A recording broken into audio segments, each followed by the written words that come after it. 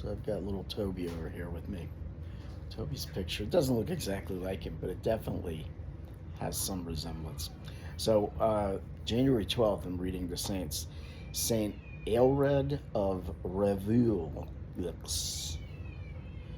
born in England. I just wanted to, I noticed a thing, a trend. They were passively dying, these saints. He was a son of Elif, who was a priest during a period when English priests were allowed to get married. He was the keeper of the shrine of Hexham, so maybe something to do with that soccer thing. Master of the household of the King of David of Scotland, known for his gentle spirituality and his personal austerity, and amid the court life. He wanted to, the king wanted to make him a bishop, but instead he left. He didn't want to do that. Became a Cistercian monk.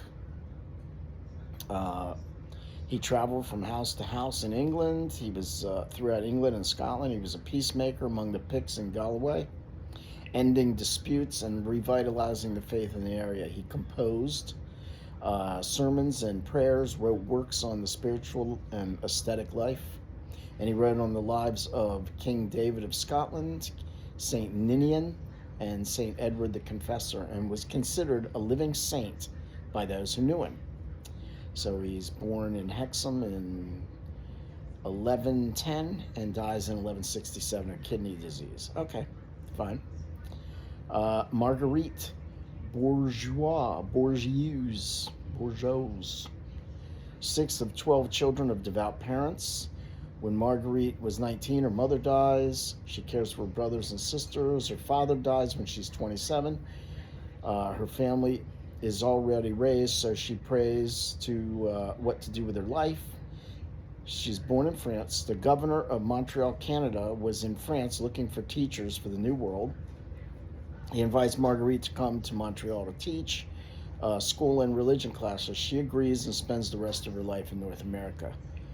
She comes back to France, gets some other ladies who go back. They start a school. She comes back to France again. Congregation starts. They open missions, and two sisters taught at the Native American mission. Marguerite received the first two Native American women into the congregation. She hands over in 1693 the congregation to her successor, who was one of the first in her Canadian order, and she prays for the last few years of her life. Born in France, 1620, dies in 1700. Okay, so peaceful death again. Saint Benedict Biscop,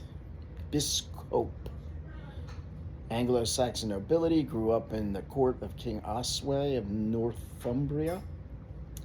He held court offices, following a pilgrimage to Rome. He renounces his wealth and his position and becomes a monk at a monastery. In 668, Pope Saint Vitalian sent him and a monk named Adrian to advise Theodore, to advise Theodore, the Archbishop of Canterbury. He tries to introduce more Roman rituals to the English worship. He founded mission monasteries, built a large library and a scriptorium. And late in life, he suffers painful paralysis and was confined to his bed for the last 3 years. Continued writing, buying books, and establishing the Benedictine rule. Okay, dies peacefully. Then we come to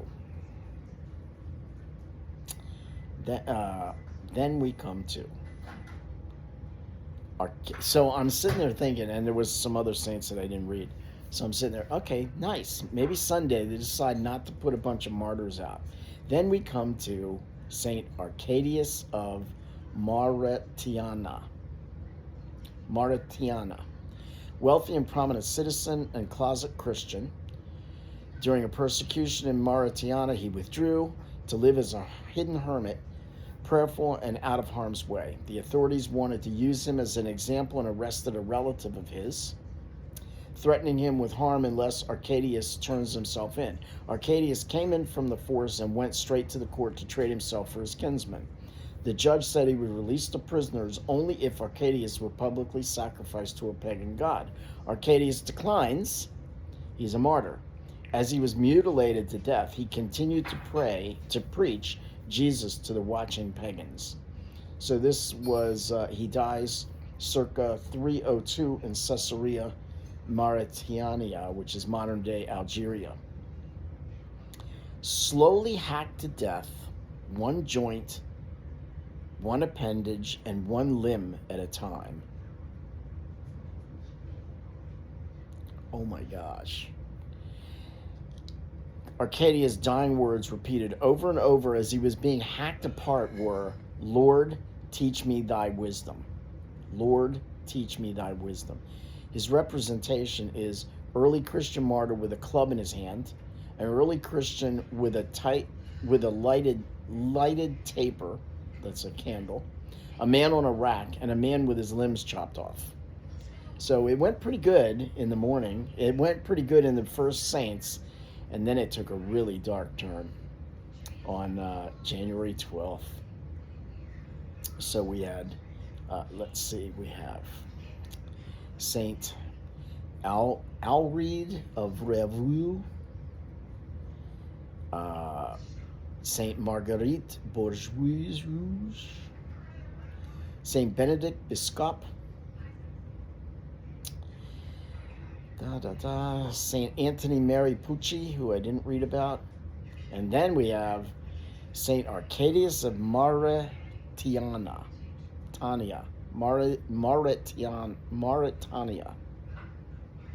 This has called the saints to pray for us. Let's pray for the souls in purgatory. And yeah, that was, yep, we really took a turn for the worse.